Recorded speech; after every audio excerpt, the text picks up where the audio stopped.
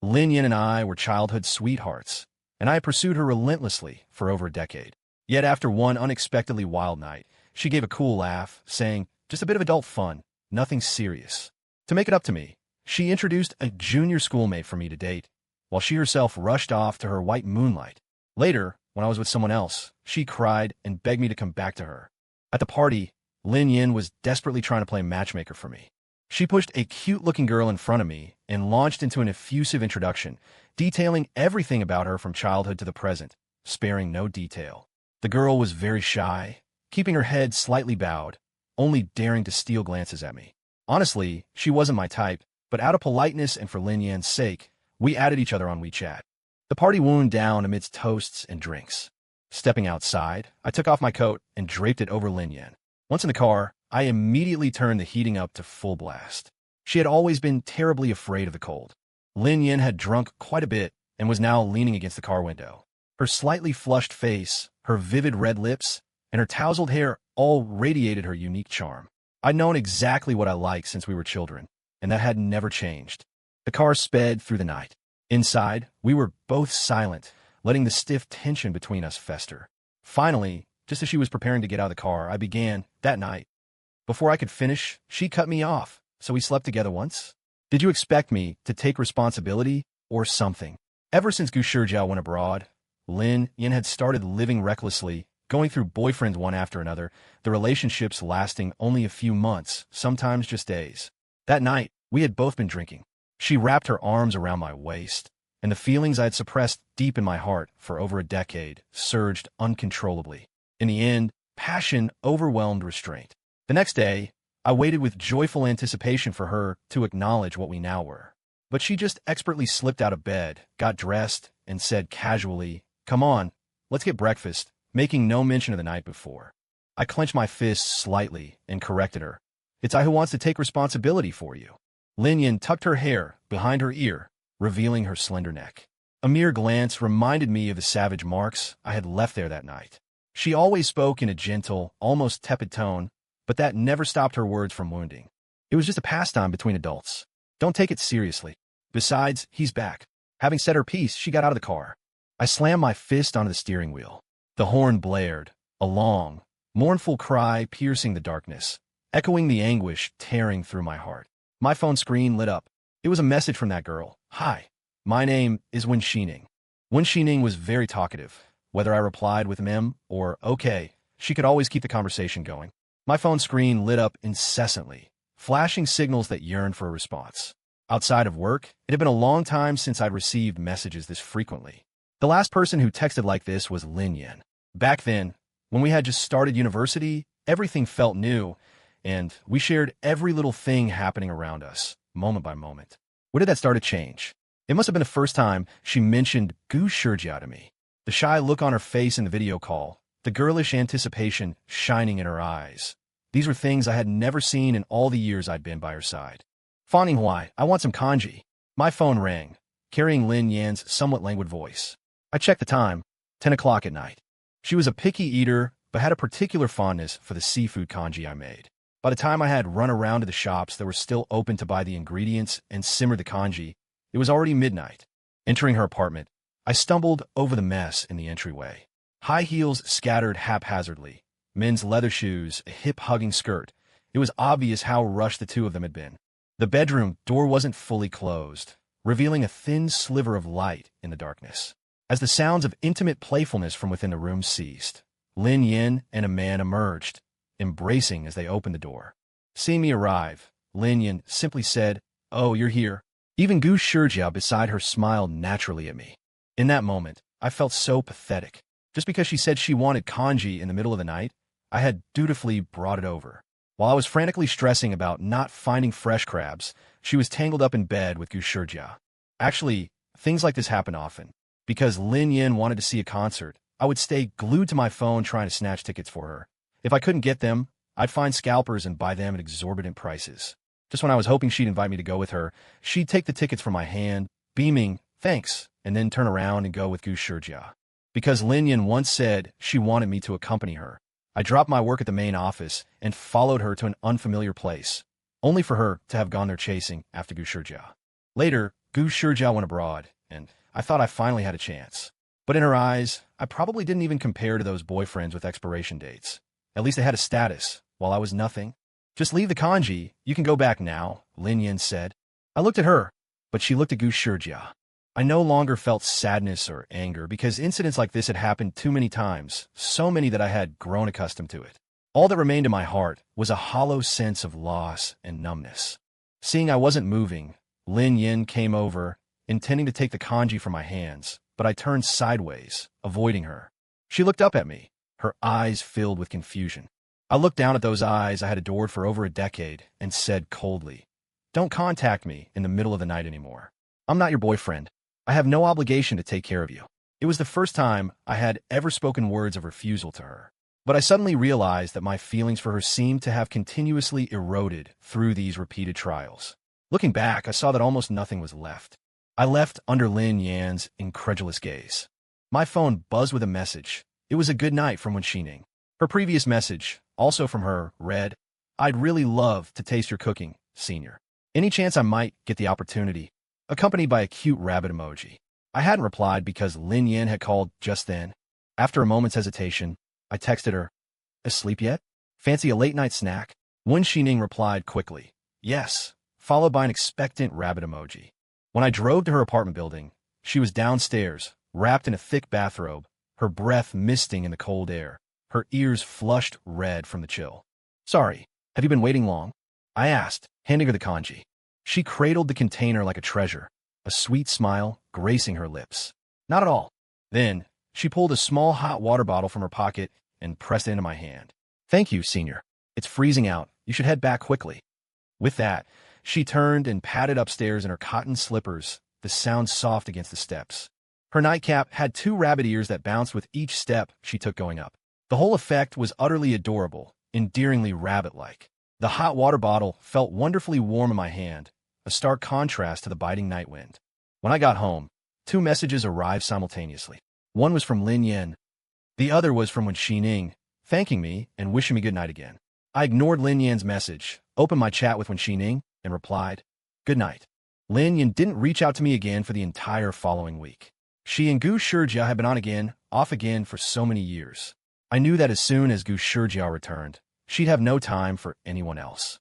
It wasn't surprising. She only ever thought of me when she needed something.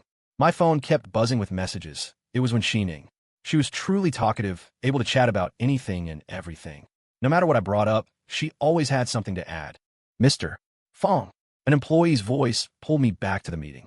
I realized I'd gotten so engrossed in our chat that I'd actually chuckled aloud. I quickly suppressed the smile at the corners of my lips and turned my attention back to work. After the meeting adjourned, my assistant teased me, smiling so happily. "Did Lin Yan finally agree to be with you?" My assistant was an old friend and knew about Lin Yan and me. "No." I shook my head. "Well, that's odd. Who else besides her could make you smile that happily?" I just smiled without replying. After work, I went to pick up Wen Xining. We had arranged to have dinner at her place today. I accompanied her through the bustling market, watching her haggle with a vendor, hands planted firmly on her hips, before returning triumphantly with her spoils. She linked her arm through mine. "Quick, let's go, before the vendor changes their mind." She pulled me by the hand, weaving left and right through the crowded market. Watching her back before me, I naturally squeezed her hand in return. Laden with bags big and small, we arrived at Wen Xining's apartment. She began bustling about in the kitchen, while I stood by to lend a hand. However, her flustered movements quickly exposed the fact that she wasn't actually much of a cook. Frowning, she surreptitiously checked recipes on her phone with her back turned to me. But since I was much taller, I had a clear view of her search history. It was filled entirely with the topics we had discussed over the past few days. So, it turned out she wasn't naturally garrulous or omniscient. Rather, she put considerable effort into every reply, carefully mulling things over. Wen Xining cried out as hot oil splattered onto her, instinctively covering her face. I quickly turned off the stove and led her to the sofa to take a look. Fortunately, it hadn't hit her eye, but a small blister was already forming just below her left one. I disinfected the spot for her and applied some ointment. Her limpid, almond-shaped eyes stared unblinkingly at me. Suddenly, she said, "The first time I saw you, you were just as gentle, applying ointment for Senior Lin Yan." The memory suddenly resurfaced. Back when we were still in university, Lin Yan suddenly developed a fascination with high heels, a pair with slender stilettos that rubbed her feet raw, covering them in blisters. If it don't fit properly, you shouldn't wear them, I always told her. But Lin Yan would just beam. Gu Shijia gave them to me. He says I look beautiful in high heels. Every time I saw her in those ill-fitting shoes, wincing and sucking in a breath with each step, my heart ached with a helpless pity. I could only keep antiseptic wipes and plasters on hand. Whenever she sat down, I would disinfect her blisters and apply fresh plasters. But she was incorrigibly stubborn, and eventually she fell down a flight of stairs, fracturing her tibia. During the days she was hospitalized, Gu Shijia didn't visit even once. He merely sent a nonchalant message telling her to rest up. Lin Yan, eating an apple one had peeled for her, said he hasn't come because he's too busy. I, however, didn't have the heart to tell her I'd seen Gu Shijia just the day before with his arm around another girl, going off to race motorcycles. Finally, a month later, Gu Shijia appeared, without flowers or fruit, and not to offer comfort. He was lacking a bed partner, and demanded Lin Yan accompany him. Without a second thought, Lin Yan grabbed her crutches, ready to leave with him. Infuriated, I punched Gu Shijia. Are you sick in the head? She has a broken leg. Before Gu Shijia could retaliate, Lin Yan blocked his path and slapped me across the face. Fang Yinghuai, you're the sick one. What goes on between my boyfriend and me is none of your business. I rarely cry, truly. But that day, watching Lin Yan limp away with Gu Shijia, I shed tears, real, manly tears. Plenty of people were pointing and staring, but only one person stepped forward to offer me a tissue. Don't cry. The girl's voice was gentle. She had lovely almond-shaped eyes. But I was so distraught at the time, I took the tissue and completely forgot to thank her. Years later, and here I was, having dinner at her home. I gave her a wry chuckle, finally saying the words I'd omitted back then. Thank you, Wen Xining. After dinner, as I prepared to leave, Wen Xining saw me to the door. She suddenly reached out, gave my sleeve a little tug, then stood on tiptoe and planted a light kiss on my cheek. Get home safe. Goodbye. I clearly saw her fair cheeks flush bright red. Wen Xining shyly pressed her lips together and started to close the door, but I raised a hand to stop it. Bending down, I returned the kiss on her cheek. See you tomorrow. The door closed, but I didn't leave immediately. From inside came her delighted gasp, perfectly audible through the single door panel. I reached up and touched the tip of my ear. It was burning hot as well. That day, I went to pick up Wen Xining downstairs from her company building. The car door opened, and Lin Yan sat inside. I had almost forgotten that she and Wen Xining worked at the same company. Lin Yan fastened her seatbelt, took out lipstick from her bag, and started applying it while looking in the mirror, completely absorbed. You're here to pick me up so early? I frowned. We hadn't contacted each other at all these past few days, so where did that come from? She finished applying her lipstick and leaned towards me. What birthday present are you giving me this year? Only then did I remember it was Lin Yan's birthday. I had remembered it for over 10 years, yet somehow, I'd forgotten this time. In previous years, I would always gift Lin Yan expensive jewelry or bags. Even the apartment she currently lived in was a gift from me. It was Gu Shijia living there with her. Lin Yan came from a similar family background as mine. She didn't really care for these small trinkets, so I would also take her traveling elsewhere for a few days. But that was all in the past, back when Lin Yan hadn't cut ties with her family for Gu Shijia. The gifts I gave her were countless. Even though she never once remembered my birthday or gave me a single present, receiving a casual, happy birthday from her a few days late could make me happy for a long time. Recalling all this, I felt truly pathetic and laughable. She added, you actually took the kanji back last time, and you didn't reply to my messages. Fang Yinghuai, you've got some nerve now, haven't you? Let me tell you, if the gift this time isn't big enough, I won't let it go. Hurry up, stop dawdling. Take me to the Longquan Hotel in a bit. I've arranged to celebrate my birthday with Gu Shijia. I watched Lin Yan's red lips open and close, but my mind drifted to another pair of lips, coated with a light layer of lip balm, smelling sweetly of peaches. It turned out I'd been too good to Lin Yan, so good that she could now demand things from me as if it were her right. There's no gift, I stated plainly. Lin Yan's fine eyebrows knitted together as she pouted. Fang Yinghuai, if you keep this up, I'll get angry. In the past, whenever she put on this expression, I would yield to her every whim. But this time I remained unmoved. I forgot your birthday. I didn't prepare a gift. Lin Yan clearly didn't believe me. I didn't want to argue further. Pressing the control button, the car door on her side opened automatically. Get out. I'm not here to pick you up. I'm here for Xining. If you want to go to the Longquan Hotel, get out, turn left, and you can hail a taxi. or call your boyfriend to pick you up. Lin Yan glanced at the open door, then glared at me, somewhat angered. Fang Yinghuai, are you mad because I didn't end up with you? Angry? Maybe I used to be. I was angry at myself for staying by her side for so many years, wondering how she could never see it.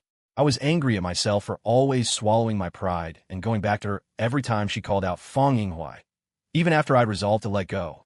But this time it seemed I wasn't. I hadn't thought about her for quite some time now. My life was filled by another girl. Just like now, all I wanted was for Lin Yan to get out quickly.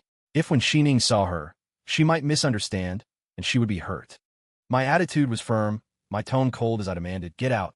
Lin Yan huffed indignantly twice, grabbed her bag, slammed the car door shut, and walked away. I sent Wen Xining a message. A few minutes later, she slowly made her way to the car.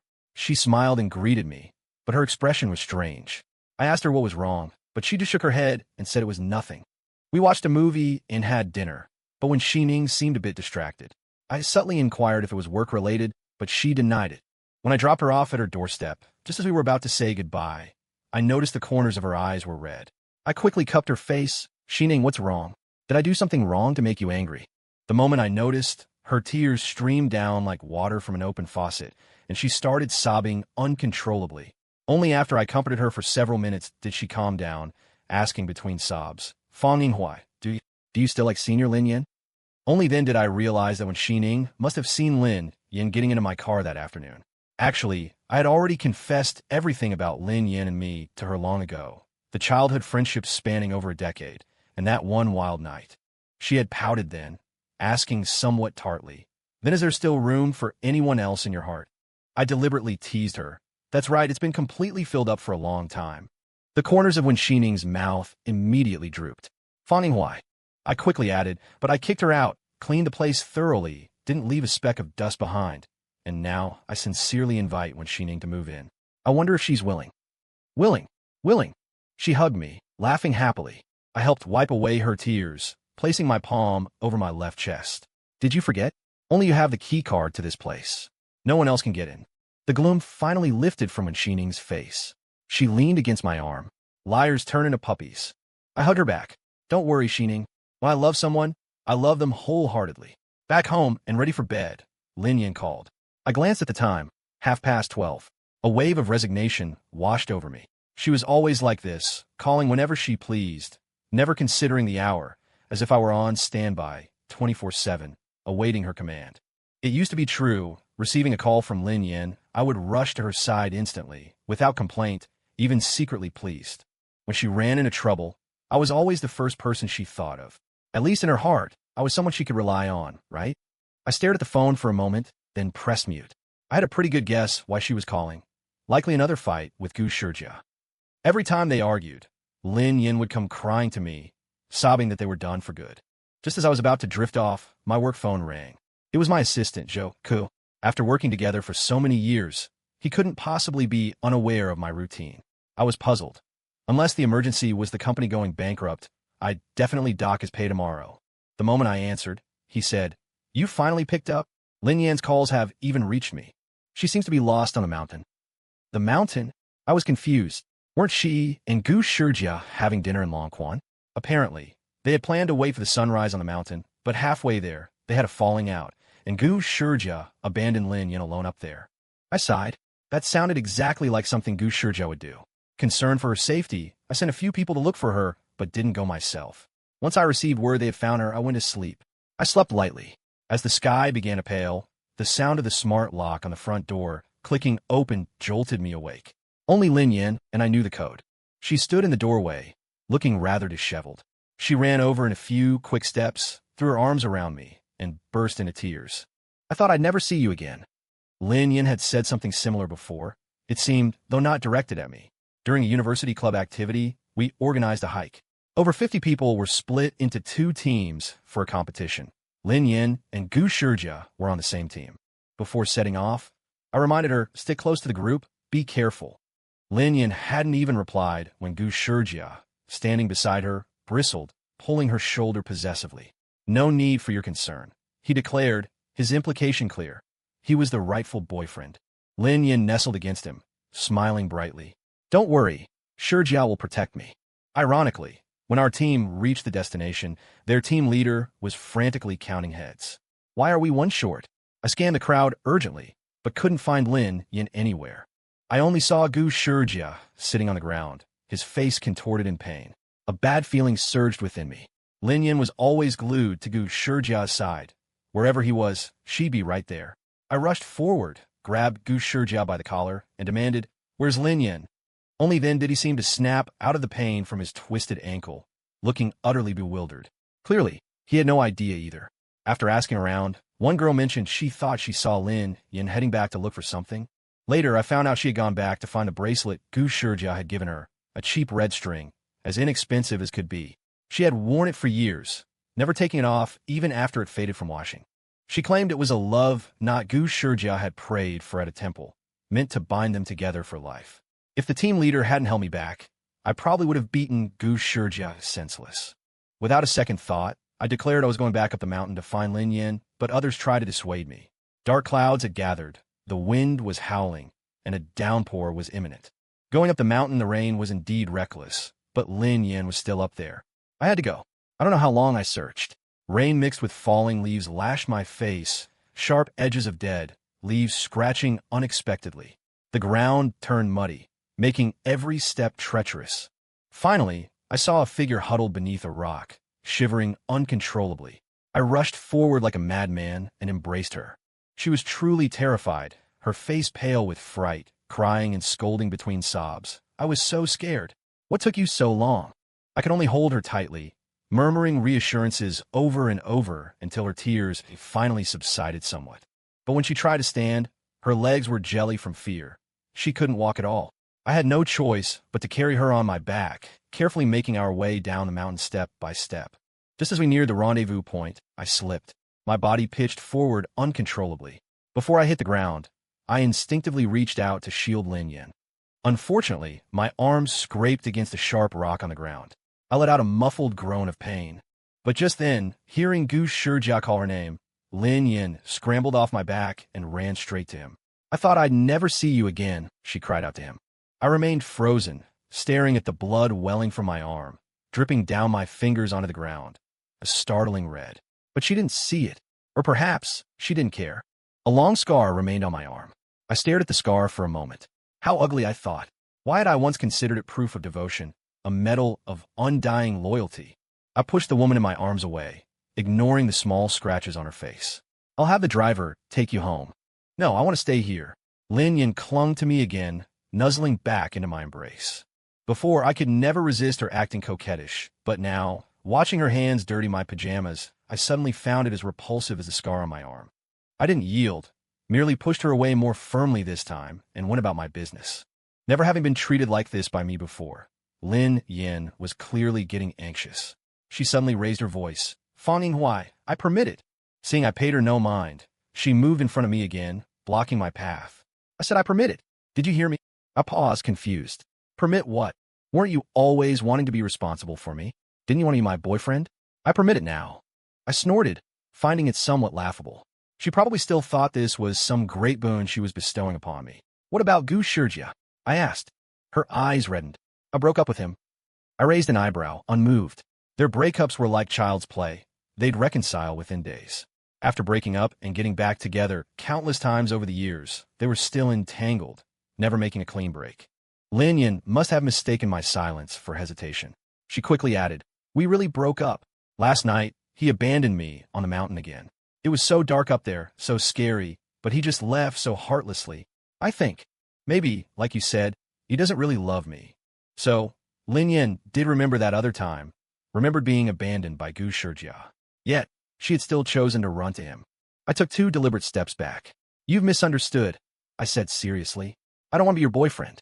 "Why not?" she persisted, unwilling to let it go. "Because I like Wen Xining. I'm pursuing her." That sentence left Lin Yan stunned, speechless on the spot. The driver arrived quickly. I ushered her out of the house. "Don't call me again unless it's urgent, especially not at night. Because, well, you understand. I might be with Xining. She tends to overthink things, and I don't want to make her cry. Xining this, Xining that. Since when did you two become so close?" Lin Yan started to rant, but I shut the door firmly in her face. She pounded relentlessly on the door outside. I had no choice but to ask the driver to come up and escort her away. Afterwards, I changed the code on the door lock. The old code had been a combination of Lin Yan's birthday and the date we first met. She had been here countless times, yet never once noticed the significance. Or perhaps she simply hadn't cared. I set a new code, when Xining's birthday and the date we first met. Worried she might harass me again, I called security and instructed them not to grant Lin Yan entry in the future. Only then did I feel truly at ease. After dinner that day, Xining and I were nestled on the sofa watching a movie. She picked up a strawberry, popped it into my mouth, and said, "Our company is holding an event next week where we need to bring a relative. Can you come with me?" I smiled. "I was just wondering why you hadn't mentioned it." "Huh? How did you know about it?" I told her the truth. "Because Lin Yan asked me this morning to go with her." The woman in my arms grew a little uneasy. "So how did you reply?" I took out my phone and held it out for Xining. "Here, see for yourself." She stared at the screen for a few seconds, then burst out laughing. "Fang Yinghuai, aren't you a bit much?" I spread my hands helplessly. What could I do? She's really annoying. With that said, I reached out and pinched the soft flesh at her waist again. "Look who's talking. Were you letting your imagination run wild just now?" "No," when Xining refused to admit it, retorting playfully. We wrestled playfully on the sofa for over 10 minutes. As things grew intimate, I asked, "Xining, may I?" When Xining's arms slowly wrapped around my neck, and she gave a slow, deliberate nod. I picked her up and walked towards the bedroom, leaving the unlocked phone behind, still open to the chat with Lin Yan. "Lin Yan, Yinghuai, the company's holding an event next week, and we need to bring a relative. Can you come with me?" "Me? I'm not your dad." The company event organized by Wen Xining was a 2-day, 1-night camping trip. No internet, just a group of people gathered around, grilling food and gossiping. I overheard some of Wen Xining's co-workers not far away talking about how handsome I was, which made me a little embarrassed. In a moment of distraction, Lin Yan appeared beside me, holding 2 skewers. "Yinghuai, can you help me tie up my hair?" "My hands are full," she said. I glanced at her and coldly refused. "No." Then I picked up 2 drinks from the table. "Now, I don't have a hand free to help you either." I walked over to Wen Xining, who was not far away, and affectionately put an arm around her shoulder, handing her one of the drinks. Lin Yan didn't like me getting close to other girls. She also didn't allow other girls to get too close to me. Back in high school, a girl once wrote me a love letter, and when Lin Yan found out, she read it aloud in front of everyone. A crowd quickly gathered. The girl was so humiliated she skipped school for several days. After that, no girl dared to slip me a love letter again. I was angry at her for hurting that girl, yet I couldn't help but feel a bit smug. At the time, I interpreted Lin Yan's behavior as jealousy. I thought she liked me. Why else would she be jealous? It wasn't until she introduced me to Wen Xining that I realized it wasn't love. It was possessiveness, a sense of ownership, like a toy that had been by her side for years, worn out, no longer exciting. She didn't like it anymore, but didn't want anyone else to have it either.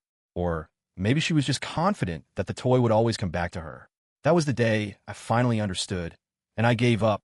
I had no grand plan for revenge, no lingering obsession to wait for her. All I felt was peace and release. So I opened my heart and earnestly accepted Wen Xining, and then I fell in love with her. Our story began because of Lin Yan, but it was never the revenge tale she imagined. I thought after what happened that morning, someone as proud as Lin Yan would back off. But I was wrong. She was clearly throwing caution to the wind. Later in the evening, everyone lit a bonfire on the open ground.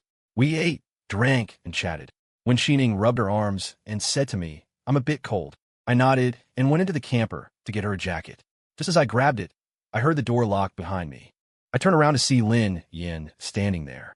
Despite the chilly 10-degree weather, she wore something thin, her left shoulder bare, long wavy hair cascading down, her eyes seductive and full of allure. I used to be infatuated with that face. But now all I could think about was Wen Xining outside, shivering and waiting for her coat. I didn't want to guess what Lin Yan was planning. I turned sideways, trying to slip past her and leave. But she didn't move. She pressed herself even closer. "Hey, Lin Yan," I warned. She leaned in even more, eyes gleaming mischievously. "Yinghuai, just the 2 of us, alone, a spark and some dry wood. No one will ever know. Come on." My brows furrowed tightly, a disgust rising in me like something dirty had touched my skin. Suddenly, a noise came from the window behind us. I turned and saw Wen Xining standing there, eyes red. I instantly moved a meter away from Lin Yan, waving my hands frantically. "It's not what you think, Xining. It's not like that." But Wen Xining wouldn't listen. Even as I explained, tears streamed silently down her face. Lin Yan, satisfied and smug, chimed in with false innocence. Yinghuai, why are you so panicked? Now your little girlfriend's caught you, huh? TSK, that IQ of yours. Wen Xining suddenly lifted her head. You think I'm going to cry and scream and break up with him? She raised her phone and shook it. Please. These days, where isn't there a camera? Even the camper is connected to my phone. I've already backed up the footage. Want to watch how you tried to seduce someone else's boyfriend? As she spoke, I'd already opened the door, or written on my face. That was amazing. Wen Xining lifted her chin proudly, as if to say, of course. Lin Yan's face turned deathly pale as she watched us snuggled up together. Rage flared inside her. After suffering blow after blow over the past few days, one single thought remained. Fang Yinghuai belongs to her. Fang Yinghuai can only be hers. He had been by her side for so many years, when Xining had stolen him away. If only when Xining disappeared, everything would go back to how it was. He would stay by her side, never leaving. Lin Yan grabbed a knife from the table and charged at us as we walked away, lifting it toward that small, delicate figure. Disappear. I want you to disappear. As the knife neared, I finally saw it. Without thinking, I threw myself in front of Wen Xining. The blade pierced my flesh with a sickening thud, pain flaring through my lower back. I dropped to my knees. Through my hazy vision, I saw Lin Yan flee in panic, tossing the weapon aside, and Wen Xining crouched beside me, her hands covered in blood, eyes filled with terror. Her tears fell on my face. I wanted to tell her not to cry, that I was okay, but no sound came out. I truly never expected Lin Yan to physically harm someone. After all, she used to be the kind of person who would cry for ages if even a little bird got hurt. The first time we met was in the summer I turned 10. I had climbed onto the dividing wall to observe the new neighbors when I saw a girl in a white bubble skirt and two little pigtails, crouching at the base of a tree, crying. What's wrong? I asked her. Her eyes brimming with tears, she pointed at a small bird on the ground. It looks like it's dead. It's so pitiful. I leaped off the wall into her yard, crouching down beside her to examine the bird. It's not dead, just injured. Look, I gently stroked the bird's head, and it trembled in response. I looked up into the tree, searching, and finally, working together, we managed to place the injured bird back into its nest. Before I left, she tugged at my hand. Can you come play with me often? My mom and dad are never home, and I'm all alone. Lin Yan's parents were often away for 10 days, even half a month at a time, so she eagerly awaited my arrival every day. Later, I didn't need to climb the wall anymore. She would stand by her door each day, waiting for me to appear. Always dressed in a different princess gown, clutching a doll, her expression perpetually expectant, only to break into a smile the moment she saw me. She looked so endearing. One day, when I showed up with a toy sword, she rummaged through her toy pile, found a crown, and declared with a grin, I'm the princess, and you're my knight. And so, I always remembered serving as her knight for over a decade. But even a knight must eventually depart. He has his own love to protect. When I came to, 3 days had already passed. Wen Xining still looked terribly worried, her brow furrowed. I had no choice but to roll out of bed and demonstrate how briskly I could walk. See? I'm fine now, don't worry. Family and friends came to visit one after another. Even Lin Yan's parents showed up. Truthfully, I hadn't seen them many times. My main impression was still stuck on the night Lin Yan ran away from home, hopping onto Gu Shijia's motorcycle and speeding off, leaving behind a crying mother Lin and a silent father Lin. They were here to plead for Lin Yan. Intentional assault carried a prison sentence. They spoke at length, mostly bringing up old memories, attempting to sway me with our years of friendship. I remained silent, having my own considerations. Mother Lin, assuming I was determined to send her daughter to prison, grew so anxious she nearly knelt before me. I stopped her. Mrs. Lin, she nearly injured my girlfriend. I can never forgive her for that. But Father and Mother Lin looked as if they'd seen a glimmer of hope. Go on. My heart softened after all. Lin Yan had finally seen Gu Shijia for who he truly was. As her friend for many years, I genuinely hoped she could start over. But I would only forgive her this one time. I can choose not to press charges, but we must agree on 3 conditions. First, she must leave this place and never appear near me or my girlfriend again. Second, she is forbidden from ever harming my girlfriend again. Third, perhaps you both could spend more time with her. Naturally, Father and Mother Lin agreed to these 3 terms. I have a strong constitution, and I was almost fully recovered within about a week. On this day, Wen Xining came with flowers to pick me up from the hospital. Suddenly, My phone received a message from an unknown number. The content was brief, just 3 words. I am sorry. It didn't take a genius to guess who it was, but my heart remained calm, utterly unmoved. When Xining leaned in close beside me, her face full of curiosity. What are you looking at? I narrowed my eyes and retorted, want to know. She nodded. I edited something and forwarded it to Wen Xining, then tapped my phone screen. Send it to you. See for yourself. Wen Xining picked up her phone, and her face instantly flushed red. Fang Yinghuai. Me. When a guy hurts his waist, which position takes the least effort? Me. Image. Me. I quite like the second one. How about you? End.